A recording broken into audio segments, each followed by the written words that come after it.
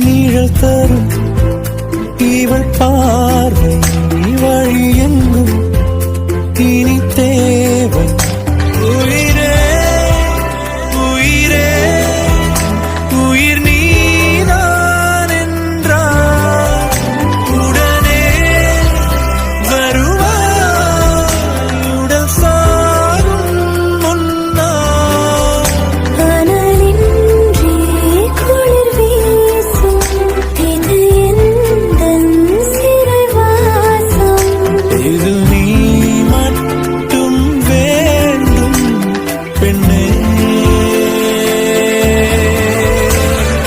நிஜமணி பெண்ணே தொலைவில் இடத்தில் கண்ணே நகராய் வழியடி பெண்ணே வரைமுறையில் வதைக்கிறாய் என்னை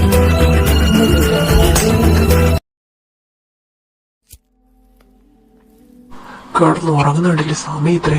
എടി ഇത് നിന്റെ വീടൊന്നുമല്ല. ഇന്നാണെങ്കിൽ കല്യാണം കഴിഞ്ഞിട്ട് 2 ദിവസത്തേക്ക് ആന്റി ഇങ്ങോട്ട് വരത്തില്ല. നീ തന്നെ എല്ലാം ചെയ്യണം. എനിക്ക് വിശക്കുന്നുണ്ട്, എന്തെങ്കിലും ഉണ്ടാക്കിത്താ. അതിന് ഞാനിപ്പോ എന്താ വേണമെങ്കിൽ എന്തെങ്കിലും വെച്ച് ഉണ്ടാക്കിക്കോണം. പിന്നെ നിങ്ങളുടെ സ്ഥാനത്ത് വേറെ ആരെയാണ് ഞാൻ ഉണ്ടാക്കി തന്നെ. പക്ഷെ ഇന്നലത്തോടെ എനിക്ക് ആ മൂടങ്ങ് പോയി. പിന്നെ നിങ്ങൾ എന്താ പറഞ്ഞേ നിങ്ങളുടെ വീടില്ലെന്ന്. ഞാനൊരു കാര്യം പറയാം. എന്നെ ഇവിടെ കെട്ടിച്ചെന്ന് വന്നതാണ്. എൻ്റെ അമ്മ പറഞ്ഞിട്ടുണ്ട് നിന്നെ കല്യാണം കഴിപ്പിച്ച് വിടുന്ന ഏത് വീടാണോ അതാണ് എൻ്റെ വീട്. അപ്പൊ ഞാനൊരു കാര്യം പറയട്ടെ, ഇതാണ് എൻ്റെ വീട്. താൻ കൂടുതലൊന്നും പറയേണ്ട ആവശ്യമില്ല. വേണൊക്കെ വെച്ചുണ്ടാക്കി കഴിക്കാനാ നിന്റെ തന്തയോട് പറഞ്ഞാൽ മതി. എൻ്റെ അടുത്ത് ഇങ്ങനത്തെ വർത്തനോട് തോന്നിക്കരുത്. നിന്നെ ഇവിടെ കൊണ്ടുവന്നത് അടുക്കള പണിക്ക് തന്നെയാണ്. അതുപോലെ തന്നെ നിന്റെ സ്ഥാനത്ത് വേറൊരു പെണ്ണായിരുന്നെങ്കിൽ ഞാൻ വേണമെങ്കിൽ അവ കൊണ്ടാക്കി കൊടുത്തത്. പക്ഷേ അത് നിനക്ക് ബാധകമല്ല. കാരണം നിന്നെ ഞാൻ ഭാര്യയായിട്ട് പോലും കാണുന്നില്ല. എത്ര പെട്ടെന്ന് ഇതിനൊരു എൻഡിങ് ഉണ്ടാക്കണം. കാരണം നിന്നെ ഇങ്ങനെ ചുമക്കാൻ എനിക്കിനി പറ്റത്തില്ല. എന്റെ പപ്പ എന്തെങ്കിലും പറഞ്ഞിട്ടുണ്ടല്ലോ. പിന്നെ താൻ പറയുന്നത് എനിക്ക് ഈ കല്യാണത്തിൽ ഒട്ടും ഇൻട്രസ്റ്റ് ഇല്ലായിരുന്നു. പിന്നെ എന്തൊക്കെയോ കരുകേട് ഞാൻ കെട്ടിപ്പോയതാ. എനിക്കിത് എനിക്ക് ഞങ്ങളൊന്നും നല്ല ആഗ്രഹമുണ്ട്. പക്ഷെ എനിക്കിപ്പോ വീട്ടിൽ പറയാൻ പറ്റാത്ത അവസ്ഥയാണ്. താൻ തന്നെ അങ്ങോട്ട് പറ, തനിക്ക് ഇഷ്ടപ്പെട്ടില്ലെന്ന് അങ്ങോട്ട് പറയണം. 1 വർഷം വരെ ഇന്നും കാത്തിരിക്കേണ്ടെന്നാണ് എൻ്റെ നിഗമനം അനുസരിച്ചിട്ട്.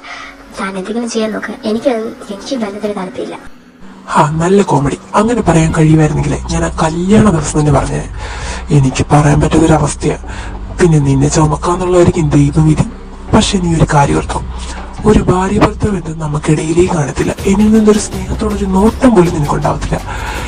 അതൊക്കെ അഡ്ജസ്റ്റ് ചെയ്ത് ജീവിക്കാൻ പറ്റുമെങ്കിൽ നീ ജീവിക്കുക. ഇല്ലെങ്കിൽ നിനക്ക് ഇവിടെ നീ ഇപ്പം ഇറങ്ങിപ്പോവാം. അതൊക്കെ നിന്റെ ഇഷ്ടം.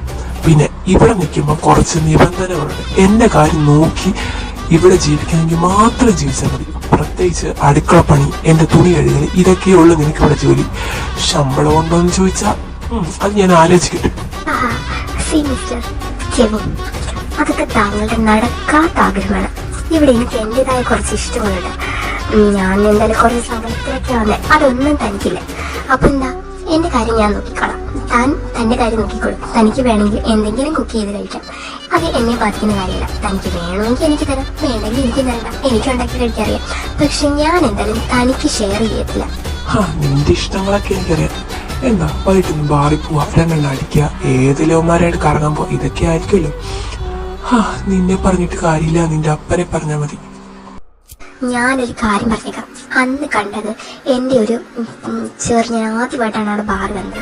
ചെറിയൊരു മിസ്റ്റേക്ക് പറ്റിപ്പോയതാണ് തൻ്റെ മണ്ടയ്ക്ക് ആ കുപ്പി എടുത്തെറിഞ്ഞത്. പിന്നെ എൻ്റെ അച്ഛനെ പറഞ്ഞ് ഞാൻ നിന്റെ അച്ഛനെ പറയും. വെറുതെ എൻ്റെ അടുത്ത് വഴക്കുണ്ടാക്കാൻ പറ്റരുത് പ്ലീസ്. ഒരു പക്ഷെ നീ പറഞ്ഞു നോക്ക്. പിന്നെ നീ ഇവിടെ കിടന്ന് ഇന്ന ഇറവരിക്കേണ്ടി വരും. നിന്റെ ഭാഗ്യം ഞാൻ നിന്റെ കല്യാണ ഫോട്ടോ കണ്ടിരുന്നെങ്കിൽ ഉറപ്പായിട്ട് ബന്ധം നടക്കത്തില്ലായിരുന്നു. നിന്റെ സ്വഭാവം ഞാൻ വീട്ടിൽ പറഞ്ഞു കൊടുക്കാനെ. എൻ്റെ അമ്മ നിന്നെ പറ്റി എന്തൊക്കെയാ പുകഴ്ത്തിയത്. ഇപ്പൊ അതൊക്കെ ഓർക്കുമ്പോ എന്തോ പോലെ തോന്നി. പക്ഷെ തോന്നിയിട്ട് എന്താ, ഒന്നും നടക്കാൻ പോകുന്നില്ല. പിന്നെ ഒരു കാര്യം, നിന്റെ വീട്ടിൽ നിന്റെ അച്ഛന് എന്താ ജോലി എന്ന് പറഞ്ഞു?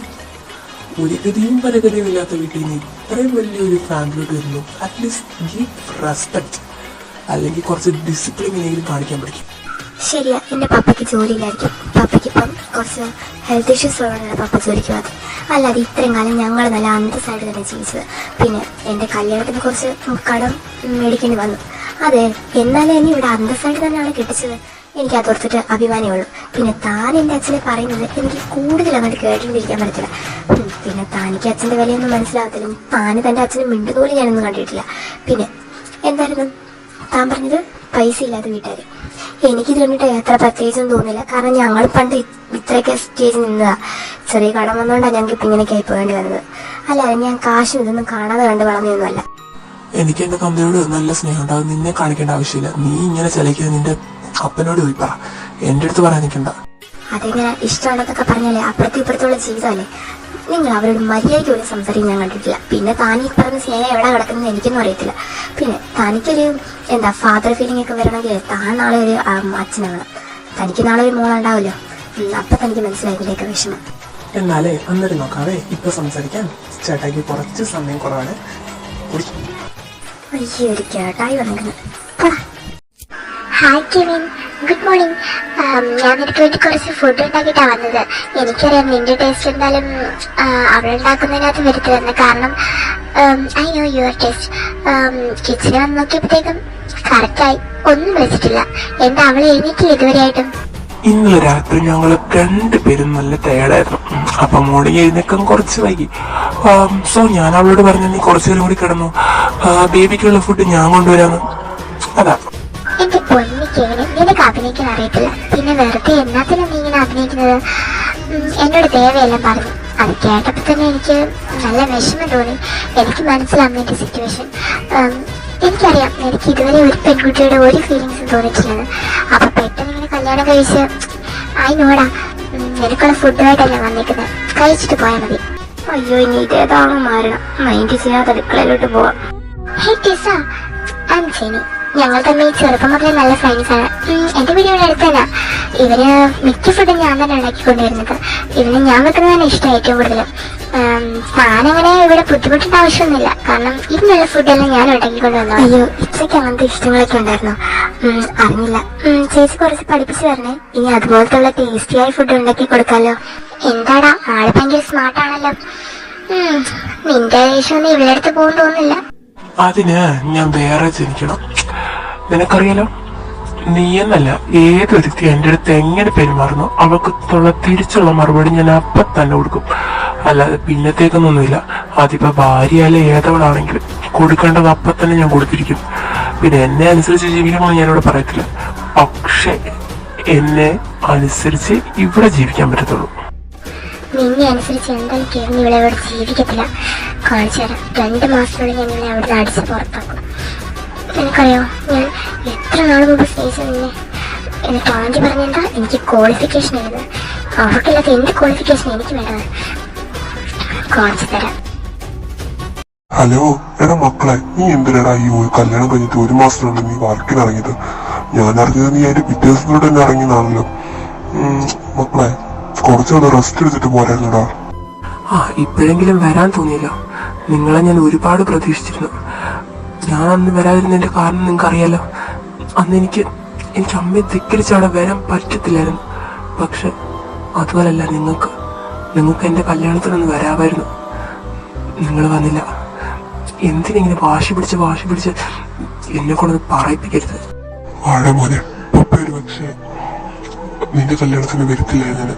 കാരണം മമ്മി ഫേസ് ചെയ്യാൻ വൈകിട്ടല്ല. അവളെന്നെ ആൾക്കാർ മുമ്പിൽ എങ്ങനെ റിജക്ട് ചെയ്യുമെന്ന് എനിക്കറിയാം. അവളെന്ത് പറയുമെന്ന് എനിക്കറിയാം. അതുകൊണ്ട് തന്നെ ഞാൻ വരായിരുന്നത്. പക്ഷെ എന്റെ വേണ്ടപ്പെട്ട ഫ്രണ്ട്, അവന്റെ മോളെയും കല്യാണമായിരുന്നു. അതുകൂടെ വന്നപ്പോൾ പപ്പയ്ക്ക് ഒരുപാട് ഹാപ്പിയായി. വരണ എനിക്ക് നീയാ. പപ്പ ദൂരത്ത് നിന്ന് കണ്ടടാ നിന്റെ കല്യാണം. അത് മതി. ഓ, അവളുടെ ബന്ധപ്പെടി നിങ്ങളുടെ വേണ്ടായിരുന്നു. ആടാ, ഞാനും അവനും ഡിഗ്രി ഞങ്ങളും ഫ്രണ്ട്സ് ആയിരുന്നു. കട്ട ഫ്രണ്ട്സ്. എന്തിനു വരും കൂടെ നിൽക്കുന്നവന്മാര്. ഞങ്ങളെ കണ്ട് അവന്മാരൊക്കെ പേടിച്ച് നിൽക്കുമായിരുന്നു. പക്ഷെ എല്ലാം കഴിഞ്ഞടാ. അവിടെ നിന്ന് ഇറങ്ങിയപ്പോ എല്ലാം തീർന്നു. പല പല ജീവിതമായി. കല്യാണമൊക്കെ കഴിച്ച് ഇപ്പൊ സെറ്റായി.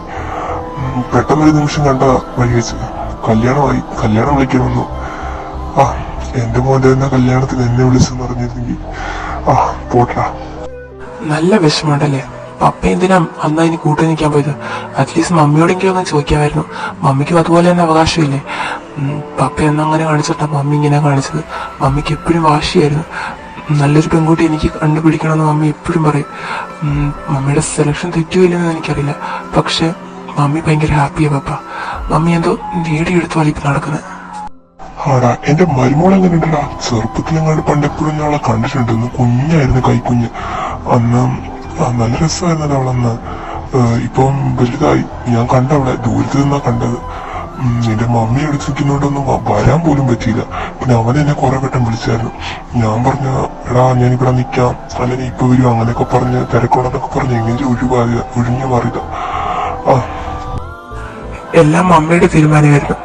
ഞാൻ ഒന്നും എതിർത്തില്ല. സന്തോഷിക്കട്ടെ പപ്പ. എനിക്കറിയില്ല ആരോട് നിൽക്കണം എന്നൊന്നും എനിക്കറിയില്ല. പക്ഷെ എനിക്കതാ ശരിയും തോന്നി. എല്ലാം മമ്മി തന്നെ നടത്തി.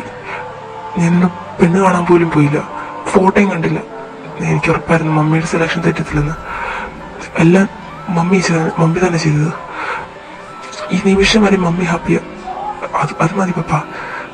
എനിക്ക് പപ്പേന്റെ കാര്യം കുറച്ച് വിഷമമുണ്ട്. പപ്പയും ഹാപ്പിയായിട്ട് തന്നെ ഇരിക്കുക. നിങ്ങളിനി ഒരിക്കലും ഒന്നിക്കില്ല, അതെനിക്കറിയാം. പക്ഷെ പോട്ടെ പപ്പ.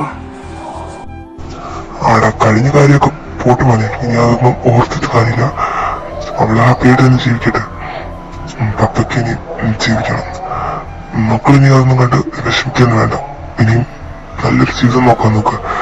പോട്ടടാ. പപ്പയാണെങ്കിൽ ഒത്തിരി വർക്കൊക്കെ പെൻഡിങ് ആയിട്ടാണ് വന്നത്. എനിക്കൊന്ന് നിന്നെ കാണുന്നുണ്ടായിരുന്നു.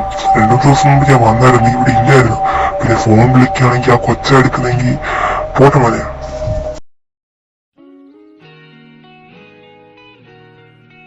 ആരെയാണ് വീഡിയോ കോൾ ചെയ്തോണ്ടിരിക്കുന്നത്? സമയം ഇത്രയായിട്ട് മനുഷ്യൻ വന്നിട്ട് നിനക്ക് കഥ തുറക്കാൻ എന്തെടുത്ത താമസം? ഏത് മനുഷ്യൻ? ഇവിടെ ഒരു കാണ്ടാമൃഗം മാത്രമല്ലേ ഉള്ളൂ. പിന്നെ വീഡിയോ കോള് എന്റെ വീട്ടുകാരെ ഞാനല്ലാതെ പിന്നെ നിങ്ങൾ പോയി വിളിക്കോ? അല്ല, നിനക്ക് ഇന്നും ബാറിലൊന്നും തുള്ളാൻ പോണ്ടേ? സാധാ നീ അതിനകത്തല്ലേ പറ്റി കിടക്കുന്നത്. ചെല്ലടി പോയി തുള്ളു. ആരെയും വിളിക്കാനൊന്നും ഇല്ല നിനക്ക്. മനുഷ്യനെ തുടങ്ങി എന്റെ വായിരിക്കുന്നത്. വേണ്ട, ഒന്നും പറയണ്ട. ഇച്ചായനുള്ള കട്ട്ലറ്റ് അവിടെയുണ്ട്. വെള്ളം ഒഴിച്ചിട്ടുണ്ടെങ്കിൽ വയറ്റി കിടക്കണം. വേണം പോയി അവിടെ കിടക്കാം. എനിക്ക് സംസാരിക്കാൻ താല്പര്യമില്ല. നീ പറഞ്ഞ ശരിയാ. എന്നോട് സംസാരിക്കാൻ ആർക്കും താല്പര്യമില്ല. അതെന്താടി എന്നോട് സംസാരിക്കാൻ ആർക്കും താല്പര്യമില്ലാത്ത? നിനക്കും താല്പര്യമില്ല, എന്റെ അമ്മയ്ക്ക് താല്പര്യമില്ല, എന്റെ പപ്പയ്ക്ക് താല്പര്യമില്ല. എല്ലാരും എന്തിനൊക്കെയോ വേണ്ടി എന്നോട് സംസാരിക്കുന്നു. നീയും അത് തന്നെ. നിനക്കും താല്പര്യമില്ല. നീ എന്റെ വൈഫല്ലേ, നിനക്കെന്താ എന്നോട് സംസാരിച്ച? ഇങ്ങനെ തലയിൽ എന്ത് വല്ല തേങ്ങ വേണം ഇപ്പം. ഇച്ചായും പറഞ്ഞത് വെറുതെ കറക്റ്റാണ്. വിഷമിക്കേണ്ട ആവശ്യമൊന്നുമില്ല. ഞാൻ സംസാരിക്കുന്നുണ്ടല്ലോ. എന്നാ അങ്ങോട്ട് പോയി കിടന്നാട്ട്. ഇല്ല, ഞാൻ ഇന്ന് കിടക്കുന്നില്ല. ഇന്ന് ഞാൻ എന്തിനെ കള്ളുപിടിച്ചെന്ന് നിനക്കറിയാവോ? ഇന്ന് ഞാൻ ഒറ്റപ്പെട്ടവനായുണ്ട. ആരില്ല. കരഞ്ഞ് മടുത്തടി. എല്ലാവരുടെയും മുമ്പിൽ ചുമ്മാ ദേഷ്യം പിടിപ്പിച്ചവനായിട്ട് നിൽക്കുക. പക്ഷെ കരച്ചിലടി ഫുള്ള്. കരഞ്ഞ് മടുത്ത്. നീയാണ് അതിനപ്പുറം. നീ എന്തിനാടി എന്റെ തലമണ്ടയ്ക്ക് തന്നെ വന്നിരിക്കുന്നത്? പോയി വാങ്ങടി. ഹലോ, എന്റെ പൊന്നു ദിവസങ്ങൾ എത്ര നേരം കഴിച്ചതെന്നറിയോ? ഇപ്പോഴൊന്നും കിട്ടിയില്ല. എന്തുണ്ട് വിശേഷം? എപ്പോഴെങ്കിലും നിനക്കൊന്ന് വിളിക്കാൻ തോന്നിയാലോ? എനിക്ക് ഡിവോഴ്സ് വേണോടി. എനിക്കിത് പറ്റുന്നില്ല.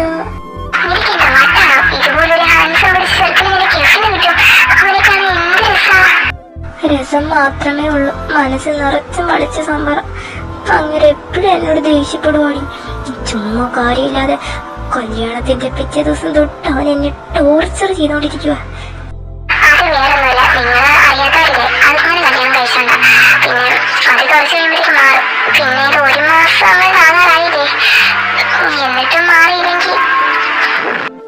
ഇടയ്ക്കൊക്കെ നല്ല സ്വഭാവം, പക്ഷെ പെട്ടെന്നായിരിക്കും മാറുന്നത്. എന്താണെന്നൊന്നും അറിയില്ല. പക്ഷെ എനിക്ക് അവിടെയൊക്കെ ചെറിയ ഇഷ്ടമൊക്കെ തോന്നുന്നുണ്ട്. പക്ഷെ ഞാനങ്ങനെ മനസ്സിലായിട്ടൊന്നും കാര്യമായിട്ട് കൊടുത്തിട്ടില്ല. പക്ഷെ പുള്ളി എന്തായിരിക്കും എന്നെ ഇഷ്ടപ്പെടാത്തത്? ചിലപ്പോ പുള്ളിക്ക് നല്ല ബ്രേക്കപ്പ് പോലെ ഉണ്ടായിട്ടാണോ ഈ കല്യാണത്തിന് സമ്മതിച്ചത്? അങ്ങനെയും പറയാൻ പറ്റില്ല. നീ ആ രീതിയിലൊരു അന്വേഷണം നടത്തും. ചിലപ്പോ അവളങ്ങനെ തിരിച്ചു വന്നാൽ നീ ഫീൽഡാവൂലേ? പ്രണയമോ അല്ലെ ബ്രേക്കപ്പ് ഒന്നും എനിക്ക് തോന്നുന്നില്ല. പക്ഷെ എന്തോ ഒരു വലിയ പ്രശ്നമുണ്ട് മനസ്സിൽ. അത് എന്താണെന്ന് എനിക്കറിയില്ല. എപ്പോഴും അതിനെപ്പറ്റി ഓർത്ത് ഭയങ്കര വിഷമമൊക്കെ ഉണ്ട്. കള്ളുടിച്ചിട്ട് എന്തൊക്കെ പറയുന്നുണ്ടായിരുന്നു, എനിക്കൊന്നും മനസ്സിലായില്ല. പക്ഷെ എന്താ പ്രശ്നം എന്നറിയില്ല.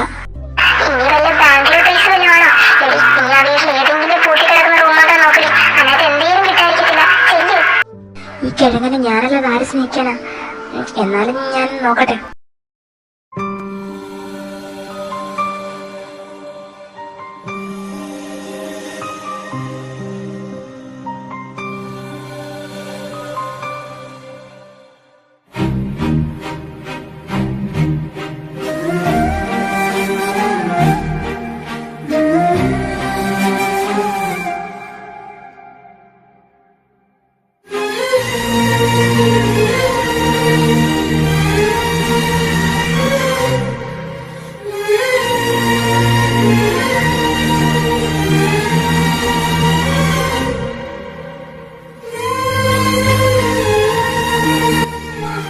മിയ, നമ്മൾ പറഞ്ഞത് സത്യമാടി. ഇവിടെ അങ്ങേര് ഏതൊരു പെൺകുട്ടി കല്യാണം കഴിച്ച് കുറെ ഫോട്ടോ, അവള് പ്രഗ്നന്റ് വരെ ആയിട്ടുണ്ട്. എനിക്ക് വിശ്വസിക്കാൻ പറ്റുന്നില്ല. നീ ഇങ്ങനെ കരയാതെ, നമുക്ക് വഴിയുണ്ടാക്കാം. നീ അവിടെ നിൽക്കണ്ട. പപ്പയെ വിളിച്ച് കാര്യമില്ല സംസാരിക്കാൻ. നമുക്ക് അതല്ലാതെ വഴിയില്ല. ഞാൻ പപ്പയെ വിളിച്ച് പറഞ്ഞു. പപ്പ മമ്മി നല്ല വഴക്കാം. അവര് നിനക്കറിയില്ല അവിടുത്തെ അവസ്ഥ.